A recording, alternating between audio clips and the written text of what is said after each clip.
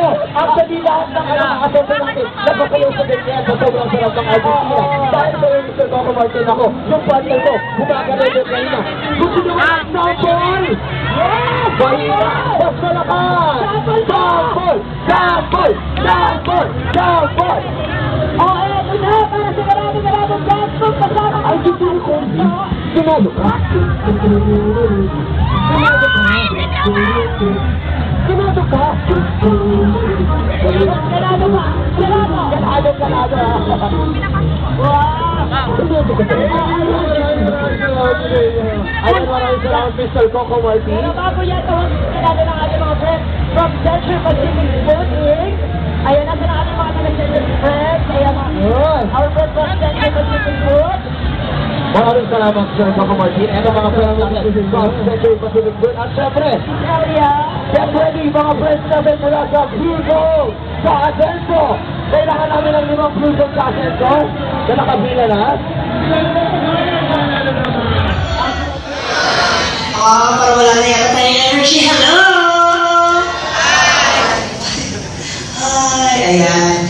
Talaga namang napaka-happy natin this afternoon. At sa good afternoon, mga kasuki, and welcome to our Suki Day here at World Trade Center. Siyempre, kasama pa rin natin ang Central Pacific Food Inc. Walang iba kasama natin ang ating #1 tuna, the Century Tuna. Tama po ba tayo dyan? Oo, parang hina naman. Tama po ba tayo? Yes na yes, dahil this afternoon, naku, sino pong gusto ng mga prizes? Sino pong gusto ng prizes? Sino gusto ng surprises? Surprise!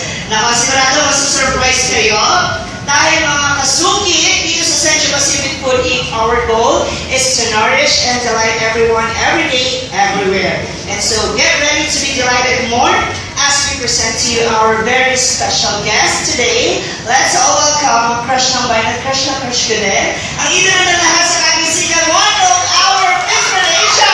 Let's all welcome our Century Tuna U.S. Ambassador, the newest superman from Century Tuna, none other than Mr. PAULO AVELINO. Good afternoon, Paulo.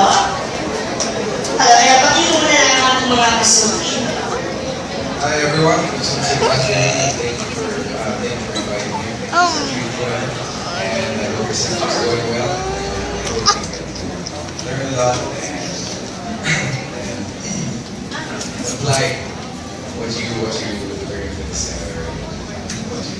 Thank you. Thank you so much once again. On behalf of all the people here, and we'd like to welcome you here at Suki Day 2015. So Paulo, you are really an exceptional actor, model, and product endorser. Truly, you are not only a life inspiration, but also a inspiration to all of us. So how do you do it? Yung magkaroon ka ng very sexy at very fit naman. Tama ba? Sexy ba rin, ba? Well, now, honestly, wala nang workout for 5 months kasi work is really crazy. So wala na talaga tulog, wala na talaga dire-diretso lang every day. So now, parang it's more of actually your food intake. When I eat, I make sure I eat something healthy, essentially tuna, and I make sure that if ever I cheat or I eat something sinful, I do it on Sundays. That's it. Pero the rest of the week, I'm healthy na talaga. Dire mo, kahit ba very busy sa kanyang mga taping, fit na fit pa rin ha. Partida, wala na siyang gym. That's really inspiring. And how does it feel to be one of the newest Century Tuna ambassadors alongside Elmo, Jesse, and James? It's an honor to be part of the Century Tuna family, and especially we're endorsing the mainline Century Tuna and based on that show. But it's an honor to be with Century Tuna, and it's also nice to endorse something that you really eat or you really use, you really consume. And I'm proud to say, and I'm happy to say that Century Tuna has been part of my diet for the longest time. Pero ayun nga, it's nice to endorse something that you love to do, that you can chew. And one more thing is, there's a cost. Like for this ad, it's like at least 1 meal a day. Essentially, turn it into a salad or a sandwich, and you can start there. It's something. It's a lifestyle. Thank you. Ayan, instead of eating more rice and carbs, yan ang nire-replace niya sa sandwich or salad. Yun actually yung follow-up question ko, kaya nasagot mo na. Pero yun na nga, intense, at talaga namang napakasaya dito sa Sweet Zucchini at Century Tuna. Ibang klase. Tama ba ako mga top suki? Yes na yes!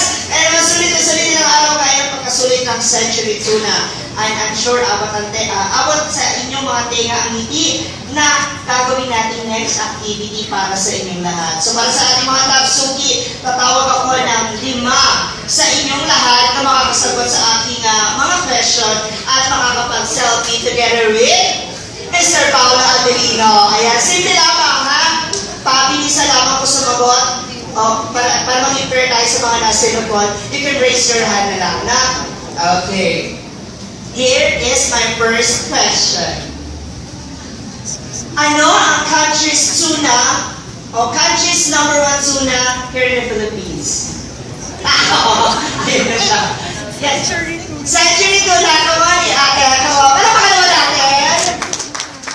Talaga excited din siya. Stop na, hindi ko taga-selfie. Ayun, yung cellphone niya. Pinky o Pingo. Para magkalapit na sa pangalan mo. Halika, dali! Baka last birthday mo na to. Ano ba yan? Ang hirap kumita ng pera. Hala, nakabalda ka! Sabay t-shirt. Nakakaloka ang gulo ng get-up mo. Sino ka ba talaga dyan? Ikaw ba yung cartoons na hindi mabuo-buo? Alam mo, bagay tayo. Kung ako sa'yo, anakan mo na lang ako. Halika, dali. Ano ka ba, boyish or what? Mami. Ah, oh my God! Patingin ng fingerprints.